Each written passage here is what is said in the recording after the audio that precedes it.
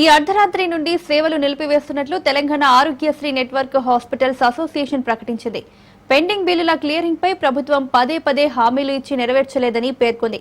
330 private hospitals Aarogyasri network లో 1400 కోట్ల బకాయిలు ఉన్నట్లు తెలిపాయి.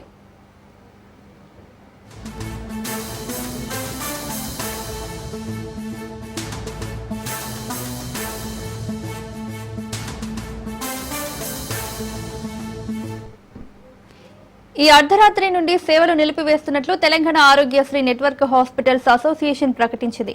పెండింగ్ బిల్లుల క్లియరింగ్ పై ప్రభుత్వం పదే పదే హామీలు ఇచ్చి నెరవేర్చలేదని పేర్కొంది. 330 ప్రైవేటు హాస్పిటల్స్ ఆరోగ్యశ్రీ నెట్వర్క్ లో 1400 కోట్ల బకాయిలు ఉన్నట్లు తెలిపాయి.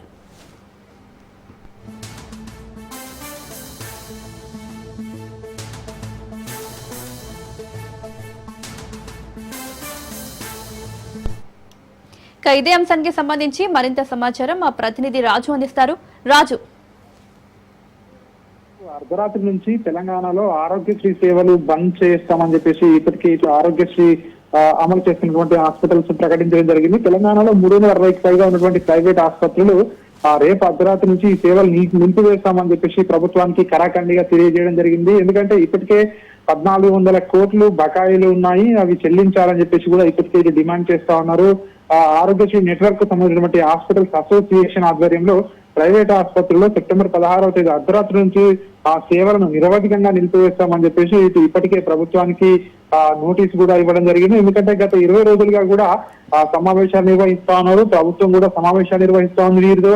అయినప్పటికీ కూడా తమ సమస్య పరిష్కారం కావడం లేదని చెప్పేసి కూడా వారు ఆరోపిస్తున్నటువంటి పరిస్థితి కనిపిస్తా ఉంది. ఎందుకంటే గతంలో ఉన్నటువంటి గత సర్కారు హయాంలో ఉన్నటువంటి పెండింగ్ బకాయిలు కూడా తమకు చెల్లించడం లేదని, ఇలా అయితే హాస్పిటల్స్ నడపడం కష్టమవుతుందని చెప్పేసి కూడా వాళ్ళు చెప్తున్నటువంటి పరిస్థితి కనిపిస్తా ఉంది. ఇప్పటి వరకు ప్రభుత్వం నుంచి కానీ లేదంటే ఆరోగ్యశ్రీ హెల్త్ కేర్ ట్రస్ట్ నుంచి కానీ అధికారికంగా స్పందన అయితే రాలేదు. ఎందుకంటే దీనికి సంబంధించి ప్రభుత్వం ఏం చేయబోతా ఉంది అనేది కూడా ఒక క్లారిటీ లేదని చెప్పేసి కూడా వాళ్ళు చెప్తున్నటువంటి పరిస్థితి కనిపిస్తా ఉంది. ఈ సమస్యను వీరేంత తొందరగా పరిష్కరించాలా, లేదంటే రాష్ట్రంలో ఉన్నటువంటి ఇటు ఆసుపత్రులు అదేవిధంగా ఇటు పేషెంట్లు కూడా ఇబ్బందులు పడే అవకాశం కనిపిస్తా ఉంది అని చెప్పేసి కూడా ఒకవైపు ఇటు ప్రజలు కూడా ఆందోళన చెందుతున్నటువంటి పరిస్థితి కనిపిస్తా ఉంది. పేదవారికి చాలా ఉపయోగకరమైనటువంటి ఇట్లాంటి పథకం ద్వారా ఏదైతే ఇటు వైద్యాన్ని నిలిపివేస్తే మరింత ఇబ్బందికర పరిస్థితి రాష్ట్రంలో ఏర్పడే అవకాశం ఉంది. మరొక వైపు ఇప్పటికే ఇటు వైరల్ ఫీవర్ తో రాష్ట్ర వ్యాప్తంగా ప్రజలు ఇబ్బందులు పడుతున్న ఈ తరుణంలో ఈ ఆరోగ్యశ్రీ కింద సేవలు నిలిపివేయడం ఏదైతే ప్రకటన ఉందో దీని పట్ల ఇప్పటికే రాష్ట్రంలో ఒక ఆందోళన అయితే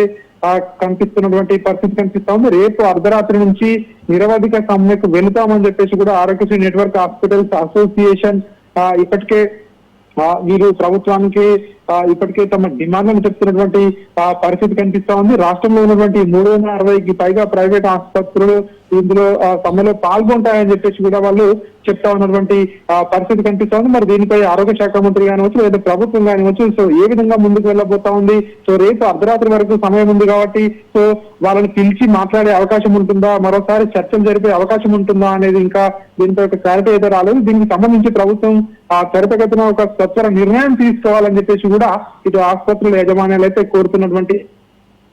రైట్ రాజు, థ్యాంక్ యూ.